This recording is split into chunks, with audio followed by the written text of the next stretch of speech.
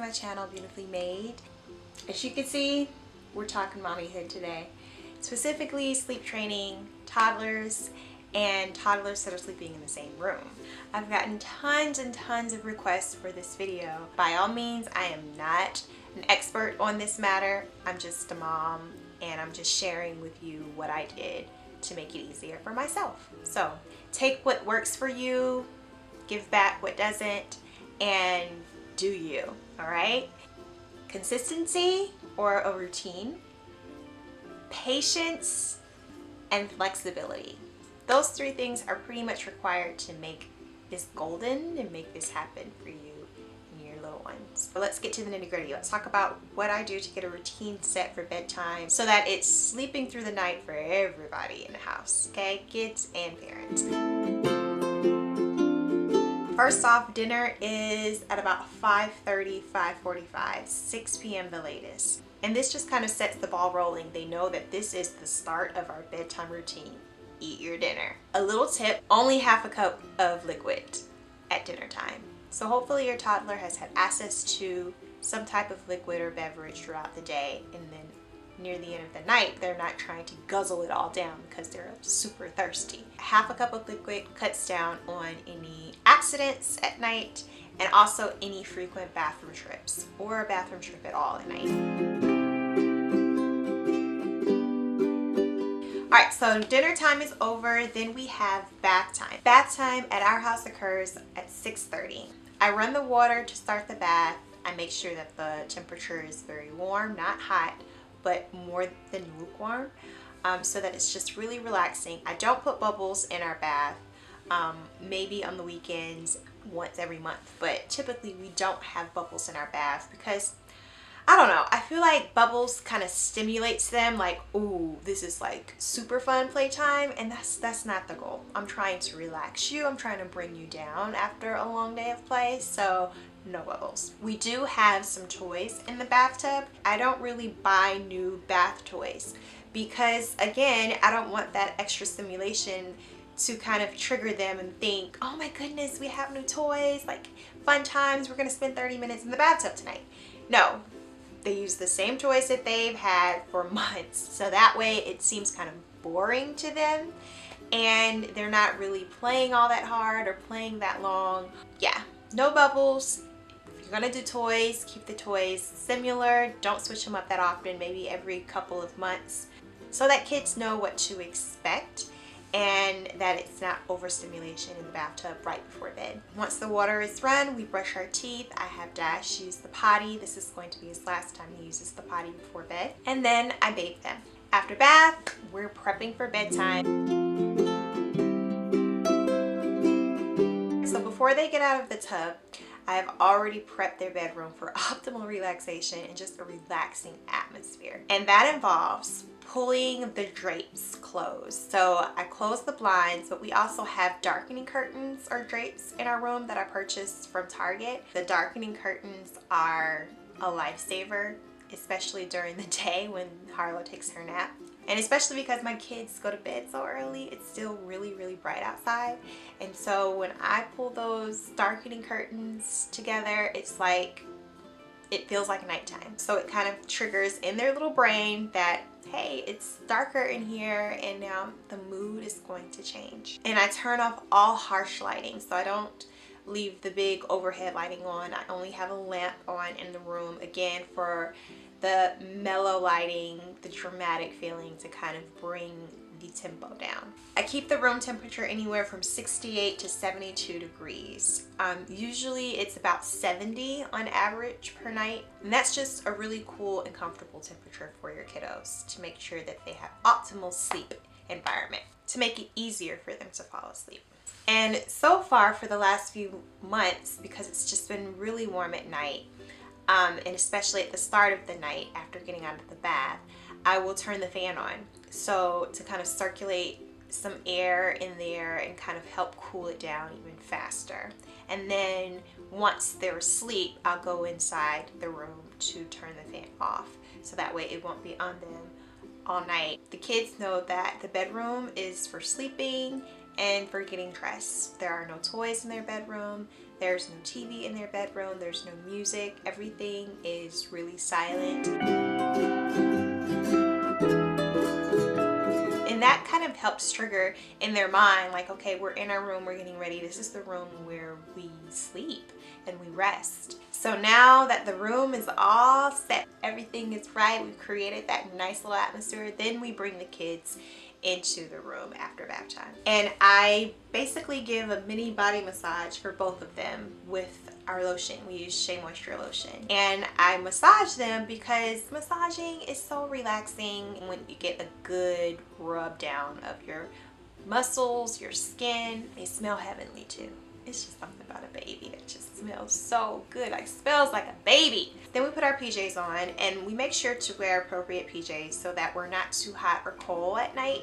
So it's the month of August and we live in Atlanta and it gets very humid at night. So I put Dash in short sleeves and long pants, or sometimes he wears short pants. And I put Harlow in short sleeves and long pants because she doesn't really keep a blanket on her. There's a blanket in her crib, but she doesn't keep it on all night, so I make sure that she has long pants.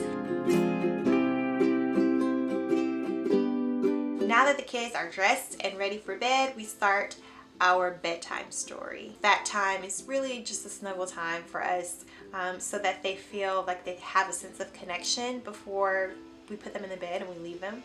So they're usually sitting in our lap, we're stroking them, stroking their hair or whatever, to kind of just have that moment of physical touch and embrace before we leave them for bedtime. When we read books, we make sure that there are no scary parts in any of the books or questionable parts in any of the books that we read. We make sure that it's not a really long story because typically they're not going to last that long anyway. And it's just something that's really short and sweet. And I don't really switch the books out that often. We read these same few books every month. So probably maybe I would say every 2 to 3 months I may switch out some of the books, but usually it's the same books, and the kids actually prefer this anyway. They want to read the same books. But also that helps again with low stimulation, something that they can expect, a story that they know, a story that you can kind of digest every night and learn something new from it every night. But it's the same exact story, something that they can expect. After we're done with our bedtime story, we say our prayers. Ashley sits in our prayer and we give our kisses. Now the room is darker because of the darkening shades, and so we do have a nightlight in the room for Dash, really, because he's at that age now where, you know, he has a fear of the dark. So I purchased the nightlight that we use off Amazon. I like the fact that I can dim the light and that it's not so bright in the room because Harlow really doesn't like a bright light. It is a rechargeable nightlight, so we recharge it probably about every other night in order for it to last throughout the night, and it does last without cutting off, so that I like. After we give kisses and turn the nightlight on, we then put the kids down in the bed. We say goodnight and we leave the room. We close the door completely shut behind us, and the kids are still up at this time. They are in a good state. They're drowsy, but they're not sleep.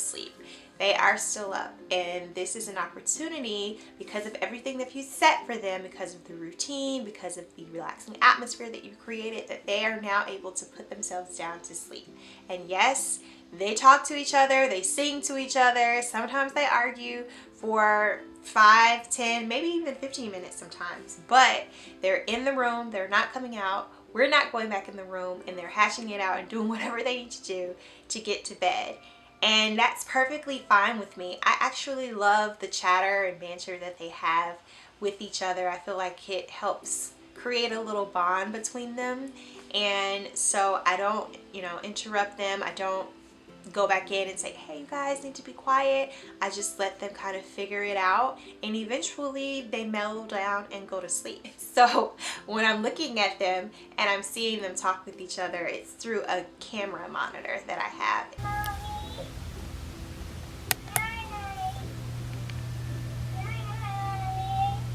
So Homey and Amazon gifted me this camera, and I'm so thankful because it's so much better than my last camera. I tried it out for 2 weeks before I agreed to do a review, and I'm sold. I love the fact that I can position it in the room with one actual camera to see both of them at the same time. It also rotates so that I can kind of scan the room to check out either one of them. I could put it on a sleep function so I can still hear them and everything, but the light on the monitor turns off so that our room can be completely dark, because I can't go to sleep if there's a light. So there's not a distracting light from the monitor, and I love that. It also has a talk feature. Good night. So if I need to talk to them through the monitor or reassure them about something, if Dash is having a bad dream or something, I can easily talk to them before having to physically go inside the room. It also plays music or lullabies. I don't really use this function because my kids have just never really taken to that, but if that's something that you like, then you know, it's a great option to have.